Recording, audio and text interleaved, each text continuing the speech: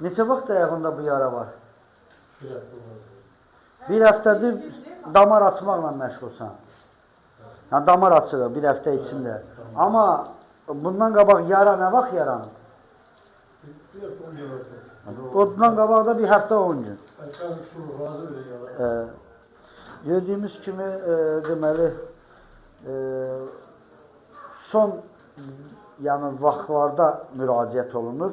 Xəstənin ayağında damar tutulması var, ağrıları var, gəzə bilmir, baldır nahiyələrində ağrılar yaranır, ayaq üşüyür. Ona baxmayaraq xəstəmiz müraciət etmir və nəticədə ayaqda bir yara yaranır. Ondan sonra barmaqlarda qaralma meydana çıxanda həkimə müraciət edir və sözsüz ki, o zaman tutulma nahiyəsi yüksək olduğu üçün dizdən yuxarı amputasiya dizdən yuxarı aparılmalıdır.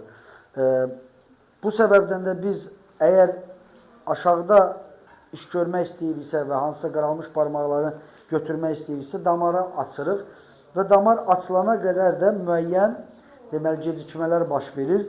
Sözsüz bu zaman vaxt tələb edir. Nəticədə də görürük ki, bir barmaqmı, iki barmaqmı, yəni o zamana qədər qaralmış olur.